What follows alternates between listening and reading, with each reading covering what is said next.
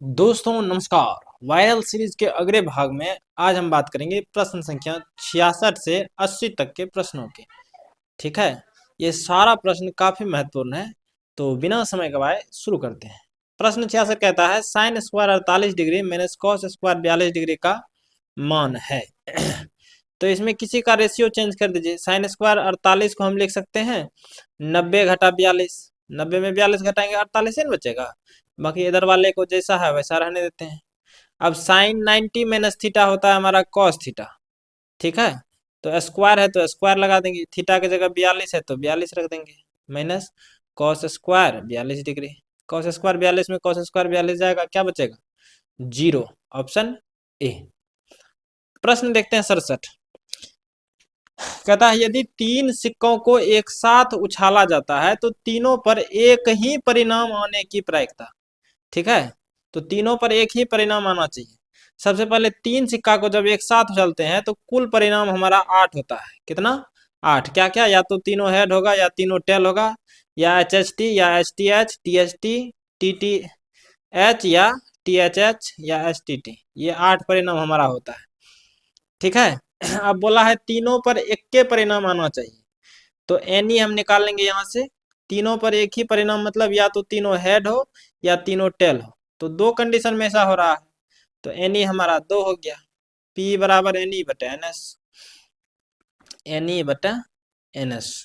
Any का मान है 2 और एन एस का मान है 8। 2 बटा 8, 2 कम 2, 2 चौक 8, 1 बटा 4। Option B. प्रश्न देखते हैं 68। 68 कहता है यदि P बराबर 0.05 तो PE डैश बराबर है। तो P दे करके PE डैश पूछा है, तो एक सूत्र हम बताए थे कि PE प्लस PE डैश दोनों का योग जो है एक होता है। यानी किसी घटना के होने की प्रायिकता और किसी घटना के नहीं होने की प्रायिकता, दोनों का योग एक होता है। और होने का दिया है 0.05, पूछा है नहीं होने का बताइए, तो आराम से निकाल सकते हैं। ये प्लस में है, उधर भेजेंगे माइनस में, तो P डैश बराबर हो जाएगा 1 घटा 0.05। तो 1 में घटाएंगे तो हो जाएगा 10 में से 5 गया 5, 9 और 0.95। Option B. प्रश्न 69 कहता है साइन स्क्वायर थीटा माइनस 1 बटा कॉस स्क्वायर थीटा। तो इसमें कुछ नहीं करना है, ऊपर वाले में माइनस कॉमन ले लेंगे। जैसे माइनस कॉमन लेंगे तो प्लस वाला हो जाएगा माइनस और माइनस वाला हो जाएगा प्लस। माइनस का साइन स्क्वायर थीटा हो जाएगा और -1 का हो जाएगा +1। नीचे में हमारा कॉस स्क्वायर है तो कॉस स्क्वायर रहने देते हैं। या कॉस स्क्वायर थीटा को हम ये लिख सकते हैं 1 माइनस साइन स्क्वायर थीटा, ये सूत्र होता है। अब क्या करते हैं, इसको अरेंज करते हैं। 1 माइनस है, माइनस दे करके 1 माइनस साइन स्क्वायर थीटा, 1 को उधर ला लिए और साइन स्क्वायर को बात कर दिए, और नीचे में हमारा है 1 माइनस साइन स्क्वायर थीटा। इससे ये चला जाएगा एक बार में, तो माइनस गुना 1 हो जाएगा -1। Option C. काफी आसान प्रश्न था, सिर्फ माइनस कॉमन लिए, कट गया, -1 आ गया। प्रश्न 70 कहता है यदि समांतर श्रेणी का nवां पद जो है 5 घटा 3n है तो इसका सार्वअंतर यानी डी बराबर होता है a2 माइनस a1। nवां पद an हमारा होता है जो कि दिया है 5 घटा 3n, तो a2 निकाल लेते हैं एक बार a1 निकाल लेते हैं। n के जगह रख देंगे पहले 1, तो 5 घटा 3 गुना 1, तो 5 घटा 3 गुना 1 3 हो गया 2। एक बार a2 निकाल लेते हैं, तो 5 घटा 3 गुना n के जगह 2 रख देंगे, तो 5 घटा 3 दूनी 6, 6 में से 5 जाएगा माइनस का 1। अब d बोला है तो d बराबर होता है a2 माइनस a1। a2 का मान है -1 और माइनस a1 का मान है 2, तो -1 -2 कितना? -3। Option B. प्रश्न 71 कहता है किसी त्रिभुज के शीर्ष बिंदुओं के निर्देशांक 4 6 0 4 और 5 5 है तो इसके केंद्रक के निर्देशांक। ठीक है, केंद्रक का निर्देशांक पूछा है, तो आराम से बना सकते हैं। मान लीजिए हमारा ये त्रिभुज है ABC, छोड़िए मानने से क्या फायदा, डायरेक्ट हम करते हैं इसको। केंद्रक का निर्देशांक का सूत्र होता है x के लिए x1 + x2 + x3/3। और y के लिए हमारा सूत्र होता है y1 plus y2 plus y3 बटे 3। ये त्रिभुज के केंद्रक का नियमक निकालने का सूत्र होता है। इसको मान लेते हैं x1 y1, ये x2 ये y2, ये x3 और y3। x1 plus x2 plus x3 बोला है, x1 का मान 4, x2 का मान 0 और x3 का मान 5। तो 4 जोड़ 0 जोड़ 5 बटा 3। तो 4 और 5 हमारा हो जाएगा 9 बटा 3, कितना 3।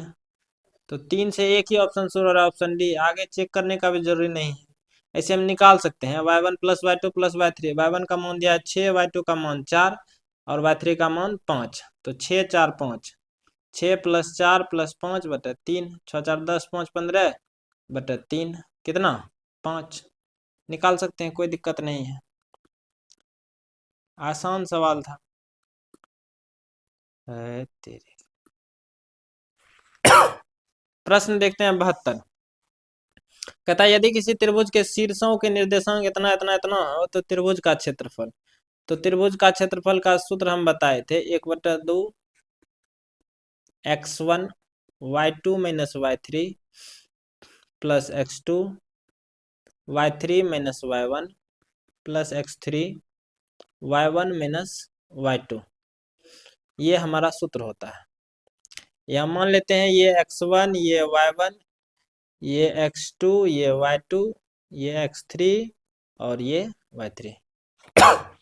तो 1/2 इंटू x1 का मान तो 0 है, तो 0 गुना आगे हम कुछ भी करेंगे तो 0 हो जाएगा, इसको छोड़ दीजिए, पूरा पद 0 हमारा हो गया। x2 का भी मान हमारा 0 है, तो 0 गुना कुछ भी करेंगे तो ये भी हमारा 0 हो जाएगा।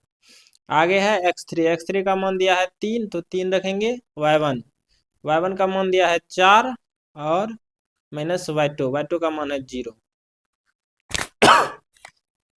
इस तरह का एक प्रश्न निश्चित रूप से परीक्षा में आता है, काफी आसान होता है।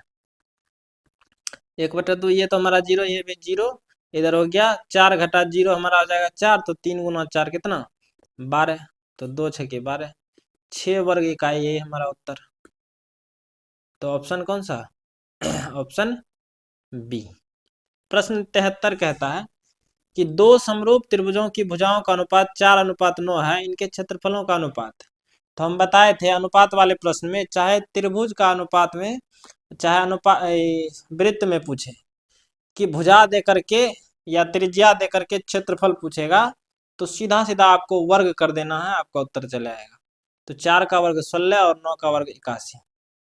त्रिभुज में अगर भुजा दे करके क्षेत्रफल का अनुपात पूछेगा, आपको वर्ग कर देना है, उत्तर चले जाएगा। या त्रिभुज में क्षेत्रफल दे करके भुजाओं का अनुपात पूछेगा, तो वहां पर वर्गमूल कर देना। ठीक है, बस हो गया। प्रश्न संख्या 74। यदि किसी वृत्त की त्रिज्या 14 सेंटीमीटर हो तो वृत्त का क्षेत्रफल। यहाँ पर वृत्त का त्रिज्या यानी r का मान दिया है 14 सेंटीमीटर, पूछा है वृत्त का क्षेत्रफल। तो वृत्त का क्षेत्रफल का सूत्र हम जानते हैं पाई r स्क्वायर।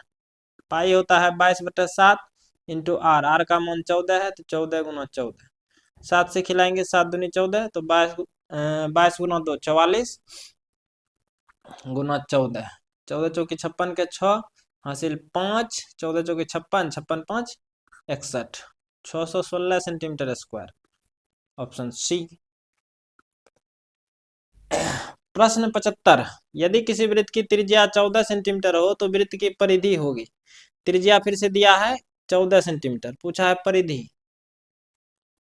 तो वृत्त की परिधि का सूत्र बताए थे, क्या होता है 2 पाई r। तो 2 गुना 22/7 इंटू r का मान 14 है, तो 7 दूनी 14, तो 22 दूना 44, 44 दूना कितना 88 सेंटीमीटर, ये हमारा उत्तर। अब देखते हैं प्रश्न 76। 0.49 पर बार को P/Q के रूप में लिख सकते हैं। ये आसान प्रश्न है।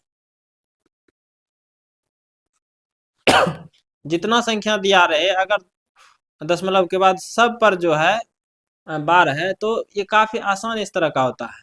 इसमें क्या करना है 0.49 लिख देना है, दशमलव उड़ाएंगे नीचे में, दशमलव के बाद 2 अंक है तो 2 ठो 9 भर दीजिए, आपका यही उत्तर। हालांकि इसका जो है लॉन्ग मेथड काफी बढ़िया से हम बताए हैं, सब्जेक्टिव में आप देख सकते हैं। वास्तविक संख्या। प्रश्न 77, निम्नलिखित में से कौन अपरिमेय संख्या? अपरिमेय मतलब जिसका पूरा पूरा वर्गमूल नहीं निकलता है। तो 49 का हमारा वर्गमूल निकल रहा है, ये अपरिमेय नहीं होगा। 36 का 6 होता है, 16 का 4 होता है, बच गया कौन? ऑप्शन सी, यही उत्तर है। प्रश्न 78, बहुपद 10x-25 का शून्यक। अगर शून्यक पूछा है तो शून्यक निकालने के लिए 0 के बराबर रख दीजिए। तो 10x बराबर हो जाएगा, ये माइनस का 25 उधर भेजेंगे प्लस का 25, यहाँ हमारा ये गुणों में है, उधर भेजेंगे भाग में। तो 25/10, पचे 25, 5 दूनी 10, तो 5/2 प्लस का, ऑप्शन ए। प्रश्न 79, बहुपद 3x² + 8x + 10 का घात है। तो हम बताए थे बहुपद का घात उसे कहते हैं कि किसी भी बहुपद में जो चर का अधिकतम घात होता है उसी को बहुपद की घात कहते हैं। चर हमारा यहाँ x है, x का अधिकतम घात 2 है, क्योंकि यहाँ तो 1 है, तो अधिकतम घात 2 है, तो बहुपद का घात हो जाएगा 2। ठीक। प्रश्न 80, sin 90 - थीटा - cos थीटा।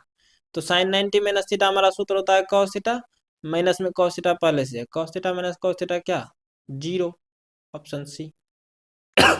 तो इस तरह से हम 80 प्रश्न कर चुके हैं। उम्मीद है कि आपको बेहतर समझ में आया होगा। तो आज के लिए दीजिए मुझे इजाजत। अपना ख्याल रखें, बड़ों का सम्मान करें। जय हिंद, जय भारत।